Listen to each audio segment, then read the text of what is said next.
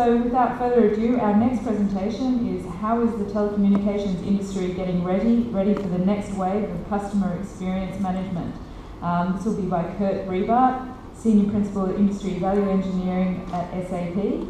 Kurt is an expert in developing and driving business transformations in the areas of marketing, sales and customer service.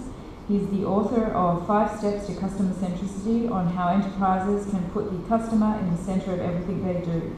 He is recognised for his thought leadership in the areas of customer experience, sales excellence, project management and global operating models. So Kurt, please, welcome aboard.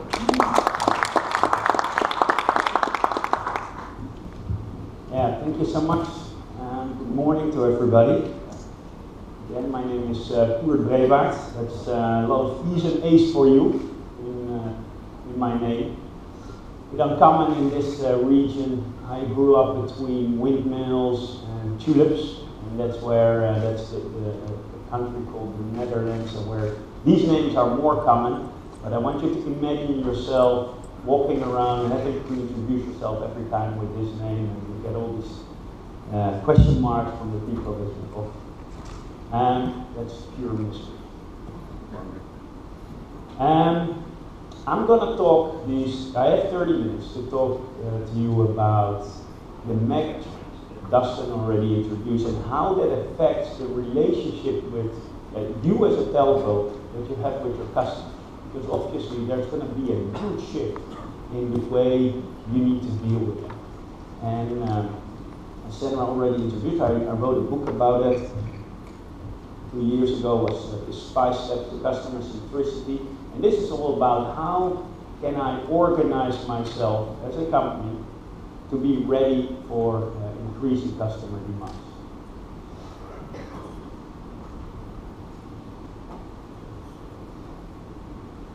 Out of the 10 trends that Dustin very expertly shared with us, I want to highlight 3. And I use a bit my own words. But the first trend that we see that is changing the telco industry is what we call rising customer expectations. Many telcos, they see the way they deliver customer experience really as something static, like the stairs, where on the lowest level the experience that they deliver will be poor, and the second step would be basic, and the third step would be surprising, and the highest step in that ladder or that maturity will be that they deliver awesome experiences, for example. Every telco has their own definition. But what companies don't really realize, it's not a static stairs. Actually, the path they're going through, they're on an escalator that's going down. The services that you render today or that you deliver to your customers or the experiences that are attached to those services may be surprising at this moment, but if you then go 3 months later or 1 year later, that same experience is perceived as being basic. So you have to realize that when you go through your customer experience journey, that you have to keep on reinventing yourself and keep on understanding what your customers really want. Why is that important? Because there's many research here, also done by IDC, on how important is that service, that customer service that you are delivering. And in the recent years, the services have become the major decision factor for customers to choose for a certain brand, higher than price at the moment. So that is where that's the first rise of customer expectation. The second trend is the rise of the OTT players, or over-the-top players. And for you, it's good and bad. It's good in the sense that these OTT players are making use of your network. So customers are more likely to sign up for higher data plans or higher bandwidth data plans, and your ARPU is linked to it. On the threat side of things, of course, these OTT players, they require that your bandwidth that you provide are at a certain standard. So you are almost subsidizing with investments, with hefty investments in your network, the ability of OTT players to be successful, so that your customers can watch YouTube videos while on the go. The other tension in this relationship between OTT players and yourself is, of course, that there will be competitive services. There are OTT players like Skype or WhatsApp that are, in a sense, cannibalizing the services that you are providing in terms of voice and data. And it's going to be very interesting where this will go. One company that I'll talk later about, T-Mobile in the US, has decided to embrace the OTT players. And they're now offering to their customers unlimited data plans, no contracts, etc. They say if our customers need to be free, we need to be able to enjoy all those services. And actually that's going quite well, but I'll come back to that later. The third trend here is the Internet of Things. In the near future, in the foreseeable future, we will have 50 billion devices that are talking to each other or talking to humans.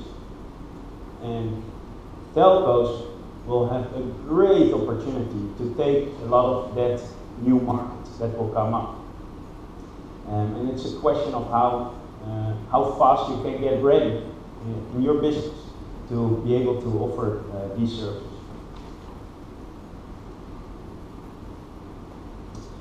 So if you look at what this effect, these mega trends, and I just highlighted three, on the type of revenues that you will be generating in the future, where you see majority of your revenues now coming from voice and data still, that will rapidly change. If you skip forward to 2020, we estimate that the human voice and messaging will be a very small part of your revenue stack. And a much larger part will come from data services that will keep on growing. But there are two additional revenue streams that are very likely to come. And those are the digital services, like the content that you can provide as a telco to your customers, as well as non-human services, Internet of Things services. And the question is, if that's going to happen, and it's going to happen, and in different regions, it's going to happen at a different pace, and for different companies, it happens at a different pace, depending on how ready they are. But you need to rethink the way you do your business. Where are my friends from Singtel in the room? My friends are over here. Singtel, I think 2 years ago, decided to go to make a separate organization for this, I don't know the point, for digital service and non-human services. They call that Digital Group Life. And they realized, and many telcos are doing that, so I worked with Singtel for a few years, I know this company by heart. They realized that I cannot do my business, I cannot bring these type of services to the market if I don't place that in a separate organization with a separate management structure and different KPIs. An organization that can do things faster than what we're used to when we are providing voice and data services to customers. So that's the trend. Now, this transformation will need to focus on two different aspects. First of all, the one on the right, with the star. You need to look at your operational excellence. If you don't do that especially specifically for your human data and human voice services, you're going to be outperformed by your competitors. You need to lower your cost structure. There's no way around it, because your revenues will be declining in those parts. You need to do things smarter. We also need to focus on customer centricity, and that's actually where I'm going to focus on in the remainder of this presentation. If you don't focus on that, you won't be successful in this declining trend, because if you don't focus on it, the trend will even go faster quicker for your company. So you need to make sure that you capture those customers, keep them with you, so that you can start to upsell the new services that you're going to provide. So why is customer experience so important? Why are C-level, CEOs, CFOs, COOs, why are they talking so much about this customer experience? And to prove that it's the importance is, I bring in a study that of a certain research agency, that could have as well been IDC, and they started to look at the S&P 500. That is the 500 largest companies in the US. And at a certain moment in time, about 1.5 years ago, they analyzed, based on customer feedback, which customers, which out of these 500 companies are delivering an above average experience to the American community, and they call that the leaders in customer experience. And then they also analyzed which are the companies that are below the average in the American market. So they have two groups, the leaders and the laggards. And then they took a 5-year stock price development, and they analyzed that for the leaders and for the laggards. And they saw a staggering difference in those two groups of customers or of companies. Those who are leaders, they saw their stock price going up on an average of 22%. In the same time frame, the S&P 500 was more or less at the same level. The whole market didn't move in those 5 years. The laggards, so those companies that are not really delivering on their customer experience, they saw their stock price on average going down by a whopping 46%. So that is why it's so important to keep focus on this in your company. It has an impact to the bottom line. It's not only helping you to grow your revenues and to keep to reduce your churn and upsell new services. It's also going to help you in driving down your costs in your companies. Happier customers complain less, communicate less with you, will find alternatives to their answers. That brings me to what can you then do?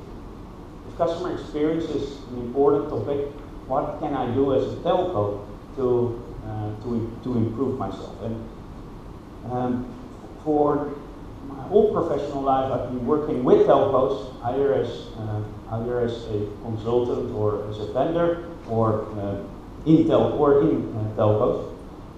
And I started to understand what drives, what are the basic blocks to build up an organization that will be centered around your customer.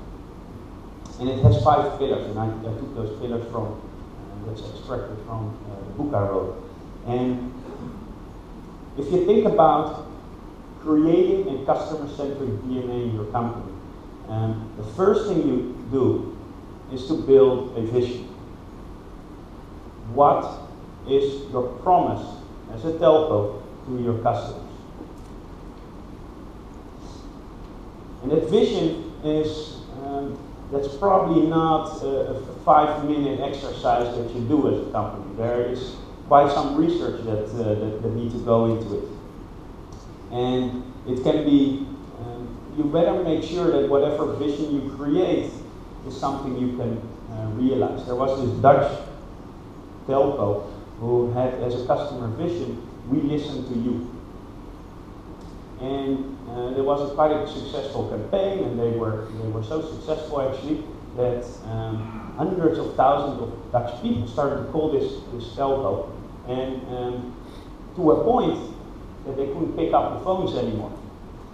And if your slogan is "we listen to you," and in the reality you let your customers wait 1 hour on the call, that frustrates the hell out of your customers. Obviously, they came into the newspaper, and it was a big failure. Another example from a different industry, which I always find amusing, is the Marina Bay Sands here in Singapore. when they opened, their promise to their customers was, we are magnificent. Yeah, that's a magnificent building indeed. But when they opened about 3 years ago, they weren't that magnificent. When they opened, there were a lot of child disease. They had just hired thousands of people from overseas, and they were not trained properly. All the facilities were not really working, and they got very bad press reviews in the first months of opening, or the first 2 months of opening. And then they did something very interesting. They changed their slogan of "We are magnificent" to "Road to Magnificence." So they just added 2 words, and that made a very big difference, because now customers saw, okay, yeah, I can see this going to be a magnificent experience that I'm getting, but I'm also going to give Marina Bay Sands a bit of time to get to that level. Okay? And it doesn't only work for customers, it also works for the employees, for their employee engagement.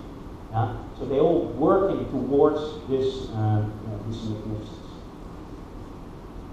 Once you've set your vision and you agree on it, and it can be adopted in your company and people can talk about it, you can translate it into targets. That's a very important step. You need to operationalize what you, or you need to be able to measure what you promise. So for each touch point that you have with your customers, being in your retail stores or in your network or in your call centers or in your marketing campaigns, you need to say, okay, if we want to be magnificent, for example, what does that mean? How fast do we need to pick up a phone to be magnificent? How fast can we repair your fault if your router is not working in your home? And only when you have operationalized that's when things start to become actionable.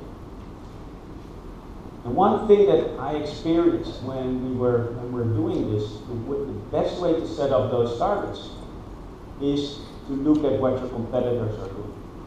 And I'll tell you why. If you look at a household, they can choose between 3 brands. And brand A is just giving a slightly better customer experience than the other 2 brands. Guess what? Where that money, where that wallet share is going. To that company, it just delivers a bit better customer experience. So let's say you're going to overinvest in your customer experience and you're going to be 3 times better than your competitor. Do you think you really get more wallet share? No, you won't. It's an investment that is lost. So you need to track what your competitors are doing, see where you are at, and then try to close those gaps where you really think you need to close and be a bit better in a few others. That is making a wise investment in customer experience initiatives. And that all comes down to setting the right targets. Not too high, not too low. Once you've done that, and the whole company agrees with the targets, you can start to measure it. And that is another important aspect, because now in the measurements is really where you go and find feedback from the market, from your customers, and give that back to the people that are running initiatives to improve the customer experience. And these measurements need to come in at least on a monthly basis, so that if I decided to change the layout of my retail store, that I can measure the perception that it has on my customers. And if the customers don't realize it, that's where you can change your course. So you create smaller cycles of trying, failing, and redoing these things. And that's where the measurements come. Number 4 is governance. Most telcos are still very siloed. If you're all working in telcos, you know you're all very siloed. Normally marketing and sales and your customer service and your network people are not really talking to each other. You need to bring them together, because really think about this. If one of your touch points will be a call into the call center, who's responsible for the experience of that call? Is that the person that picks up the call, or is it the manager of the call center, or is it actually the whole the company as a whole? My answer is it's the last one. Because that call has originated from somewhere else. Either there was a misleading market advertisement in the newspaper, or we had a mistake in the network, or we had a conflicting message in our retail stores. That causes customers to call your call center in the first place. So to resolve issues or resolve experience issues in each touch point, you need a wider group behind it to solve it. You need to bring them together. They need to share the same KPI. And the last one here is change management. And because once you go through this kind of transformation, you need to make sure that your people get trained, that your people, especially the frontline people, they know what kind of language can they use to better serve customers, how to ask the right questions to customers when it comes to solving them.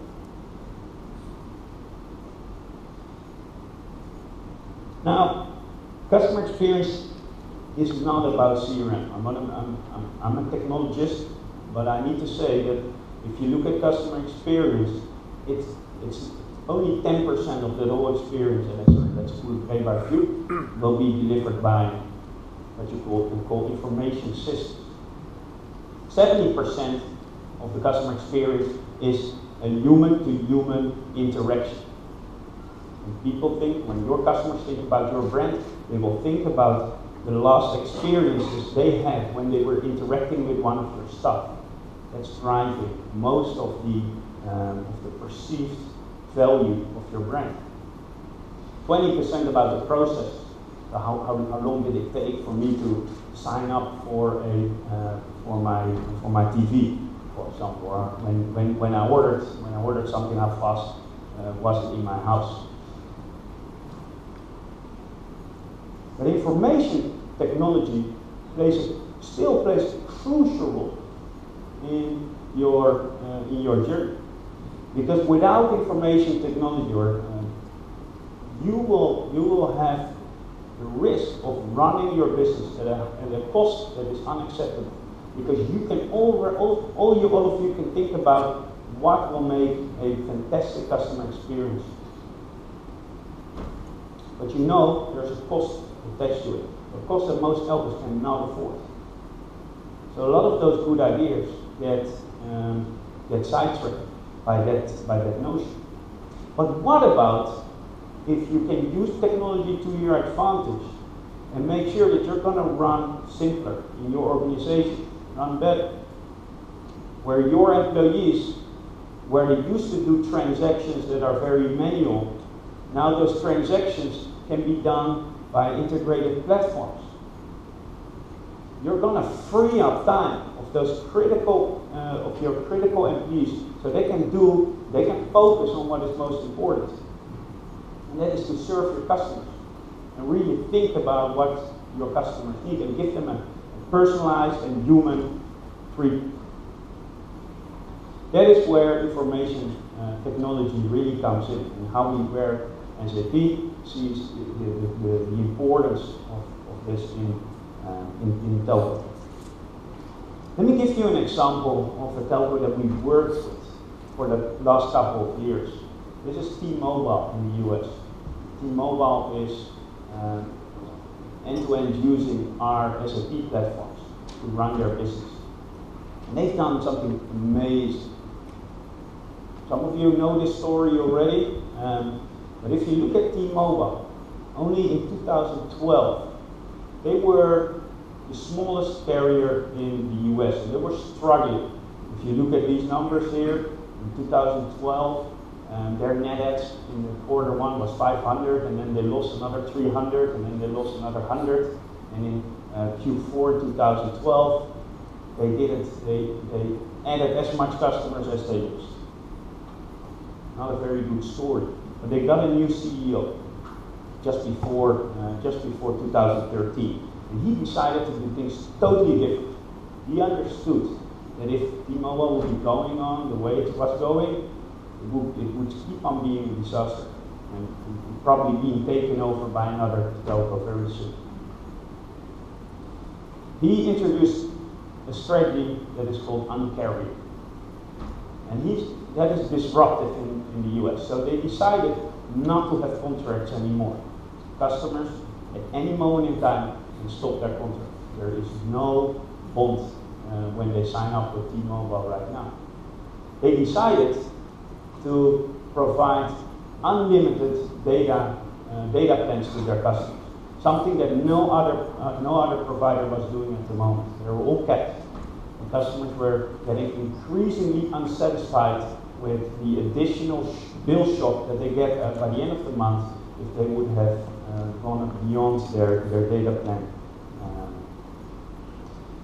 And it was a tremendous success. If you see what happened in Q1 2013 all the way to Q2 2014, they started to add about 1 million customers per quarter, taking them away from AT&T and Verizon and Sprint. And in the foreseeable future, probably next quarter, they will probably be the third largest telco provider in the US. That's how fast things will change. And they just released their Q3 2014 numbers. They added another 2.3 million subscribers. Now, why am I telling this story? Because this is not only marketing. T-Mobile cannot do this just by having that strategy. That strategy meant a change for the way they do business and what their people are doing. And they cannot do this without rethinking how technology can play a role to make things more efficient. To give you one example, where SAP we helped them in many respects, was in their social interaction and how they run their marketing campaigns. And we have provided a platform where they can analyze the customer behavior, not only from their own data, but as well as from what's happening in social media. We call it social media engagement. And we have, T-Mobile had introduced T-Force, a task force that is looking at what American customers are saying about their mobile contracts, and they are able to respond within a few minutes, or sometimes within a few hours, to those questions, offering a different kind of structure, their Un-carrier structure. And that has proven a big success. And SAP technology has made it possible for T-Mobile, with not a very large team, maybe 20 people that are in that T-Force, to look at what's happening in America and to respond very fast. And this is one of the T-Mobile speaks in our conferences very positively about their experiences working with this kind of technologies. So I want you to take away 3 things from this talk.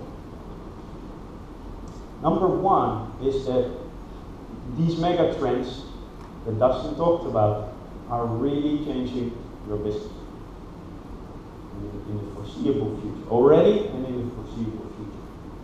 And you need to rethink how you're doing it. Number 2, the way to address it is with focusing on your customer. That's the only way to keep updated on what they want and to be competitive in your markets. And number 3 is think about the technology that you're using to support that transformation. If you're not really thinking about it in the right way, you will see your cost structures going up, and that will affect, in the end, the pricing, and that will affect where you are, your market shares. So you really need to make sure that you use the technology to your advantage. With that, I will thank you very much. I have 1 minute left, so maybe one question. Can I take a question from the audience?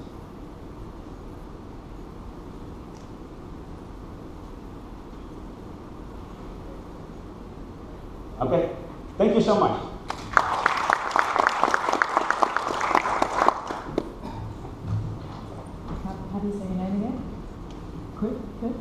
Good. Good. Yeah. Thank you very much. You can add the Netherlands to your list of 10 countries. I know. And the US and France as well. Bonjour. America, hello. So thank you so much.